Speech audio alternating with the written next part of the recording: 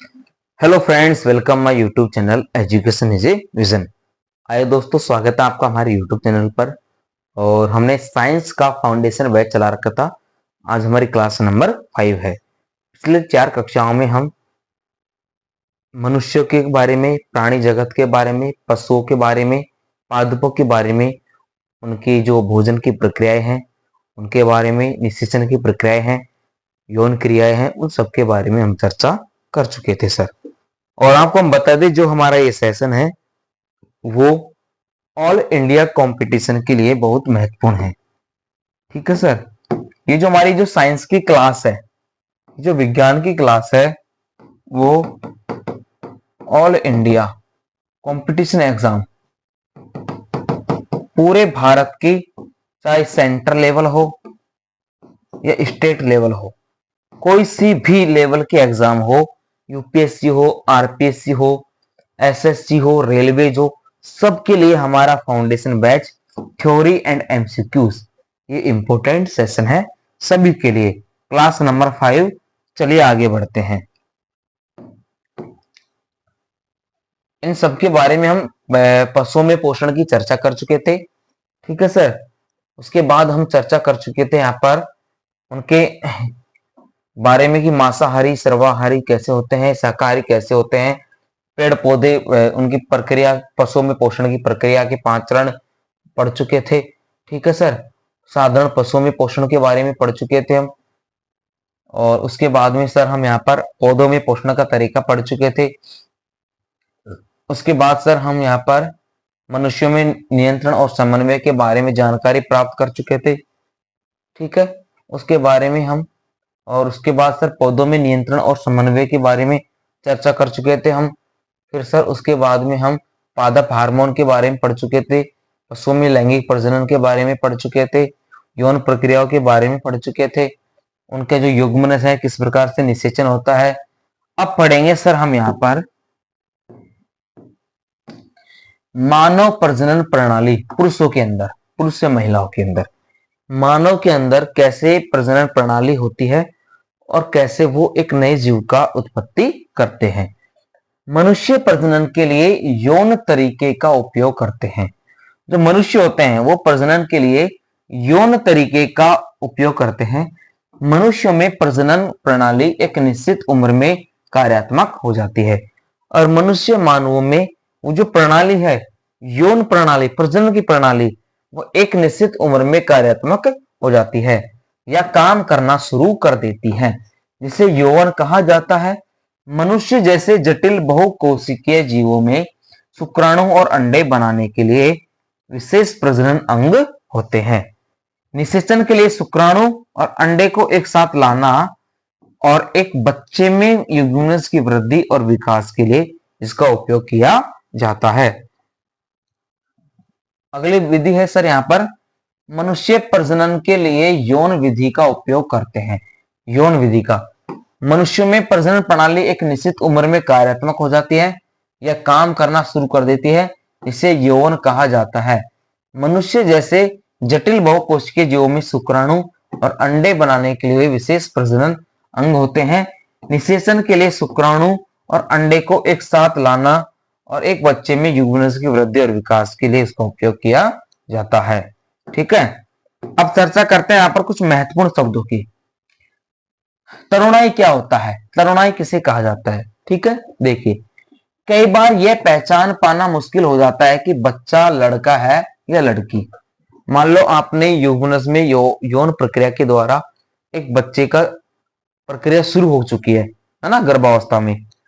अब उसको हम ये पहचान पाना मुश्किल होता है अल्ट्रासाउंड के द्वारा को लड़का है लड़की है, क्योंकि छोटी उम्र में दोनों के शरीर का आकार एक जैसा होता है। किशोरावस्था के शुरुआती दौर में शरीर में तेजी से विकास और बदलाव होने लगते हैं, जिससे लड़की अलग दिखाई देती है और उसका व्यवहार भी अलग होता है। लड़कियों में ये बदलाव लड़कों के मुकाबले पहले शुरू हो जाते हैं। बचपन और वयस्कता के बीच के समय को किशोरावस्था कहते हैं। इस उम्र में लड़के और लड़कियों के शरीर में पुरुष और महिला सेक्स हार्मोन का उत्पादन बढ़ जाता है। ये जो सेक्स हार्मोन है वो उनके अंदर एक्टिव होने लगता है। पुरुष में टेस्टोस्टेरोन और महिलाओं में प्रोस्टेस्टेरोन, और उनके शरीर में व्यापक बदलाव आते हैं। लड़कों में वृषण और लड़कियों में अंडाशय अलग अलग हार्मोन बनाते हैं, इसलिए उनका विकास अलग अलग तरीके से होता है। आखिरकार लड़के और लड़कियां यौन रूप से परिपक्व हो जाते हैं और उनका प्रजनन तंत्र काम करना शुरू कर देता है, और फिर वो एक नए जीव की उत्पत्ति करने के लिए सक्षम हो जाते हैं। फिर बात आती है सर पुष्पीय पौधों में लैंगिक प्रजनन। ठीक है, हमने जानवरों में पढ़ लिया, मनुष्यों में पढ़ लिया, अब पादपों में पढ़ेंगे हम। लैंगिक प्रजनन दो माता पिता से उनके युग्मनजों या यौन कोशिकाओं का उपयोग करके एक नए जीव का उत्पादन है। पौधों में नर और मादा यौन अंग भी होते हैं। तो पेड़ पौधे होते हैं उनमें नर और मादा यौन अंग भी होते हैं। जब नर युग्मक मादा युग्मक के साथ जुड़ता है तो एक नया बीज बनता है। ठीक है, और यह बीज जब उपयुक्त वातावरण प्रदान करता है, और यह बीज जब उसको एक उपयुक्त वातावरण प्रदान करता है तो अंकुरित होता है और एक नया पौधा उगने लगता है, और वही उनके अंदर पेड़ पौधों के अंदर पुष्पों के अंदर प्रजनन प्रक्रिया कहलाती है। ठीक है, लैंगिक प्रजनन दो माता पिता से उनके युग्मनज और यौन कोशिकाओं का उपयोग करके एक नए जीव का उत्पादन है। पौधों में नर और मादा यौन अंग भी होते हैं। पौधों में ये यौन अंग फूल और बीज के भीतर होते हैं जो एक फल के अंदर होते हैं। ऐसे पौधों को एंजियोस्पर्म या फूल वाले पौधे कहा जाता है, क्योंकि वे यौन प्रजनन विधि द्वारा प्रजनन करते हैं। ठीक है, अधिकांश पौधों के फूलों में नर और मादा दोनों के प्रजनन अंग होते हैं। कुछ ऐसे पौधे भी होते हैं जिनके फूलों में नर और मादा दोनों प्रजनन अंग भी होते हैं। एक ही फूल में नर और मादा दोनों प्रजनन अंग होते हैं। ऐसे फूल नर और मादा युग्मक बनाते हैं और यह सुनिश्चित करते हैं कि निषेचन हो ताकि पौधे के प्रजनन के लिए नया बीज बन सके। ठीक है सर, फिर अगला विधि आता है हमारा यहाँ पर फूल के भाग। फूल के भाग कैसे होते हैं? पौधों में लैंगिक प्रजनन के चरण। पौधों में लैंगिक प्रजनन कैसा होता है? पुष्प के नर अंग को पुंकेसर कहते हैं। जो पुष्प का नर अंग होता है ना, उसको पुंकेसर कहते हैं। यह पौधे के नर युग्मक बनाने में मदद करता है तथा परागकणों में मौजूद होता है। फूल के मादा अंग को कार्पेल कहते हैं। यह पौधे के मादा युग्मक या अंडाणु बनाने में मदद करता है और बीजांड में मौजूद होता है। नर युग्मक मादा युग्मक को निषेचित करते हैं। यहां भी देखो लगे हुए हैं ना, नर जो युग्मक होते हैं वो मादा युग्मक को निषेचित करते हैं। निषेचित अंडाणु कोशिकाएं बीजांड में विकसित होकर नए बीज का निर्माण करते हैं या बीज बन जाती हैं। अंकुरित होने पर ये बीज एक नए पौधे बन जाते हैं। जब इनको अंकुरित किया जाता है पृथ्वी के गर्भ में, तब एक नए पौधे में क्या करते हैं, अपना निर्माण कर लेते हैं। फिर बात आती है सर पौधों में अलैंगिक प्रजनन। पौधों में अलैंगिक प्रजनन भी पाया जाता है। अब तक तो हमने लैंगिक प्रजनन पढ़ा था। फिर देखो, अलैंगिक प्रजनन एक ऐसी प्रक्रिया है जिसमें युग्मक या लैंगिक कोशिकाओं की भागीदारी के बिना एकल जनक से नया जीव उत्पन्न होता है। किससे? एकल जनक से नया जीव उत्पन्न होता है। कई कोशिकीय और बहुकोशिकीय जीव अलैंगिक रूप से प्रजनन करते हैं। कई कोशिकीय जीव और बहुकोशिकीय जीव अलैंगिक रूप से प्रजनन करते हैं। इस प्रक्रिया में मूल जीव या तो विभाजित हो जाता है या मूल जीव का एक हिस्सा अलग होकर एक नया जीव बनाता है। अलैंगिक प्रजनन के 6 प्रकार होते हैं और यह जानना महत्वपूर्ण है कि एक कोशिकीय और बहुकोशिकीय जीव अलैंगिक रूप से कैसे प्रजनन करते हैं, उसके बारे में हम जानकारी प्राप्त करेंगे। अलैंगिक प्रजनन एक ऐसी प्रक्रिया है जिसमें युग्मक या लैंगिक कोशिकाओं की भागीदारी के बिना एकल जनक से नया जीव उत्पन्न होता है। कई कोशिकीय और बहुकोशिकीय जीव अलैंगिक रूप से प्रजनन करते हैं। इस प्रक्रिया में जनक जीव या तो विभाजित हो जाता है या जनक जीव का एक हिस्सा अलग होकर एक नया जीव बना लेता है। इस प्रजनन में जनक की कुछ कोशिकाएं माइटोटिक कोशिका विभाजन से गुजरती हैं। कौन सी प्रक्रिया से सर? माइटोटिक कोशिका विभाजन से गुजरती हैं, जिससे दो या अधिक नए जीव बनते हैं या जीवों की उत्पत्ति होती है। उसके बाद हम यहाँ पर चर्चा करेंगे सर, अलैंगिक प्रजनन के 6 प्रकार है। विखंडन, नवोदित, बीजाणु निर्माण, पुनर्जनन, विखंडन और वानस्पतिक प्रसार। ये यहाँ पर इसके 6 प्रकार दर्शाए गए हैं। अब हम यहाँ पर विखंडन की प्रक्रिया को जानते हैं। विखंडन क्या होता है सर? विखंडन की प्रक्रिया किस प्रकार काम करती है, उसके बारे में हम जानकारी लेते हैं। विखंडन में एक कोशिकीय जीव विभाजित होकर एक नए जीव बनाते हैं। यह प्रोटोजोआ और कई बैक्टीरिया जैसे जीवों में प्रजनन की प्रक्रिया है। यह प्रोटोजोआ और कई बैक्टीरिया जैसे जीवों में प्रजनन की प्रक्रिया है और विखंडन 2 प्रकार का होता है। ठीक है। द्विविभाजन में मूल कोशिका एक बिंदु पर पहुंचने के बाद 2 भागों में विभाजित हो जाती है, जहां यह पूरी तरह से विकसित हो जाती है और इस प्रक्रिया में विभाजन के बाद मूल कोशिका अस्तित्व में नहीं रहती और 2 नए जीव बनाती है। ठीक है। फिर आता है सर हमारा बाइनरी विखंडन। ये बाइनरी विखंडन, इसमें किस प्रकार की प्रक्रिया होती है और बाइनरी विखंडन को हम किस प्रकार से यहाँ पर जानते हैं। द्विविभाजन में मूल कोशिका एक बिंदु पर पहुंचने के बाद, द्विविभाजन में मूल कोशिका एक बिंदु पर पहुंचने के बाद 2 भागों में विभाजित हो जाती है। उसके 2 भाग अलग अलग हो जाते हैं, जहां यह पूरी तरह से विकसित हो जाती है और इस प्रक्रिया में विभाजन के बाद मूल कोशिका अस्तित्व में नहीं रहती और 2 नए जीव बनाते हैं। ये 2 नए जीव बन जाते हैं। ठीक है। उसके बाद आते हैं सर मनुष्य में उत्सर्जन तंत्र। मनुष्यों में उत्सर्जन तंत्र क्या होते हैं जिनसे उत्सर्जित किया जाता है। उत्सर्जन एक जीव के शरीर से विषाक्त अवशिष्टों को बाहर निकालने की प्रक्रिया है। उत्सर्जन क्या होता है? किसी भी जीव के अंदर से, चाहे वो पशु पक्षी हो या मनुष्य हो, विषाक्त अपशिष्ट पदार्थ जो मल होता है, मलमूत्र होता है, उसको त्यागने की या निकालने की प्रक्रिया होती है। हमारे द्वारा उत्पादित मुख्य अपशिष्ट है कार्बन डाइऑक्साइड और यूरिया। कार्बन डाइऑक्साइड श्वसन की प्रक्रिया द्वारा निर्मित होता है और यूरिया यकृत में अप्रयुक्त प्रोटीन के अपघटन द्वारा निर्मित होता है, जो हमारे शरीर से मूत्र के रूप में बाहर निकलता है। शरीर से अपशिष्ट को बाहर निकालने वाले विभिन्न अंग हैं। ये फेफड़े और गुर्दे हैं। हमारे फेफड़े कार्बन डाइऑक्साइड और गुर्दे यूरिया का उत्सर्जन करते हैं, जिनको मल मूत्र के रूप में बाहर त्याग दिया जाता है।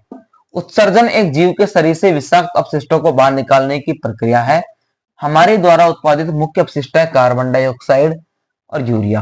कार्बन डाइऑक्साइड श्वसन की प्रक्रिया से उत्पन्न होती है और यूरिया यकृत में अप्रयुक्त प्रोटीन के अपघटन से उत्पन्न होता है। इन अपशिष्टों को हमारे शरीर से निकाला जाता है और आवश्यक है, क्योंकि इनका संचय जहरीला होता है। इनका जो संचय होता है यदि हम इनको शरीर में एकत्रित करते जाएंगे, नहीं त्यागेंगे, तो हमारे शरीर की पाचन प्रक्रिया बिगड़ जाएगी और हमारे शरीर की जो तंत्रिका कोशिकाएं हैं वो भी काम करना एक समय पर बंद कर देंगी और हमें नुकसान पहुंचाता है।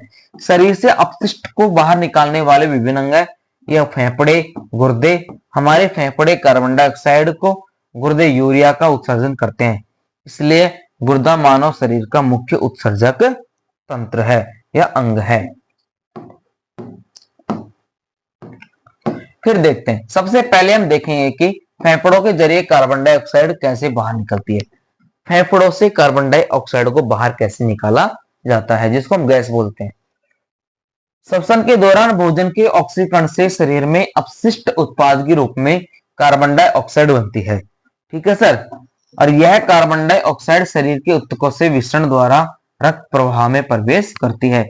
रक्त इस कार्बन डाइऑक्साइड यानी CO2 को फेफड़ों तक ले जाता है और जब हम सांस छोड़ते हैं तो फेफड़े कार्बन डाइऑक्साइड को बाहर निकालते हैं, जो नाक के माध्यम से हवा में चली जाती है।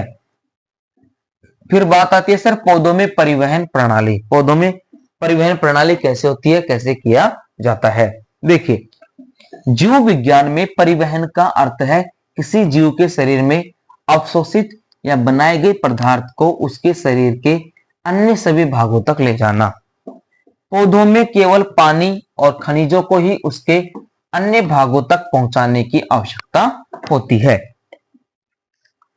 एक और चीज जिसे पौधों के अन्य भागों तक पहुंचाने की आवश्यकता होती है वह है पत्तियों में तैयार भोजन। पत्तियों में जो तैयार भोजन है, इसलिए इसके पौधों को अपने शरीर में परिवहन प्रणाली की आवश्यकता होती है ताकि वे अपने सभी कोशिकाओं को भोजन, ऑक्सीजन, पानी आदि की आपूर्ति कर सके, उनकी पूर्ति को कर सके।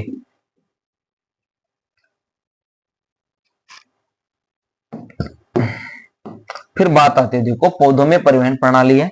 जीव विज्ञान में परिवहन करता है किसी जीव के शरीर में अवशोषित निर्मित पदार्थ को उसके शरीर के अन्य सभी भागों तक ले जाया जाना। पौधों में केवल पानी और खनिजों को ही उसके अन्य भागों तक पहुंचाने की आवश्यकता होती है। और एक चीज जिसे पौधों के अन्य भागों तक पहुंचाने की आवश्यकता होती है वह है पत्तियों में तैयार भोजन।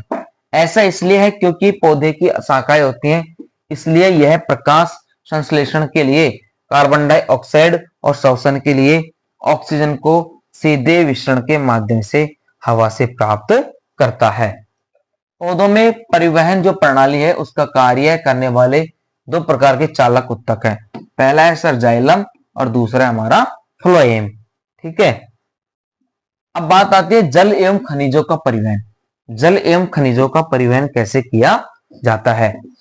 पौधों को प्रकाश संश्लेषण की प्रक्रिया के माध्यम से भोजन बनाने के लिए पानी और प्रोटीन बनाने के लिए खनिजों की आवश्यकता होती है।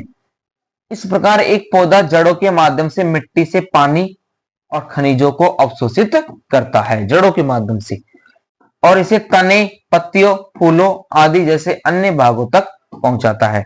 जाइलम उत्तक के दो प्रकार के तत्वों के माध्यम से जाइलम वाहिकाओं और ट्रैकिड कहा जाता है।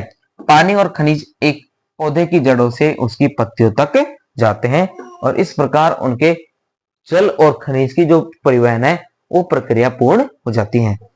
तो फ्रेंड्स, ये था हमारा साइंस की क्लास। आज जो हमने पेड़ पौधों में, प्राणी जगत में, पशु पक्षी जगत में उनकी भोजन की प्रक्रिया को पढ़ा, निषेचन की प्रक्रिया को पढ़ा, यौन प्रक्रियाओं के बारे में पढ़ा, नए जीव की उत्पत्ति के बारे में पढ़ा। और ये जो सेशन है वो हमारा अभी थ्योरेटिकल है और ये थ्योरेटिकल कंप्लीट होने के बाद हम एमसीक्यूज का सेशन लाएंगे जो पिछले गवर्नमेंट एग्जाम में क्वेश्चन पूछे गए हैं, आने वाले किसी भी एग्जाम में क्वेश्चन पूछे जाए, चाहे वो सेंट्रल गवर्नमेंट के हो चाहे स्टेट गवर्नमेंट के हो, सभी के लिए हमारा ये इंपॉर्टेंट सेशन है। और हम साइंस ही नहीं, साइंस है, मैथ है, रीजनिंग है, जीके है, इंग्लिश है, सबकी फाउंडेशन बैच हमने चला रखे हैं। तो हमारे YouTube channel education is a vision पर विजिट कीजिए और उस पर प्लेलिस्ट सेक्शन में जाकर के हर सब्जेक्ट को अच्छे से हमने तैयार किया है और आपके लिए एक अच्छा कंटेंट रखा है। तो देखिए और आनंद लीजिए। धन्यवाद।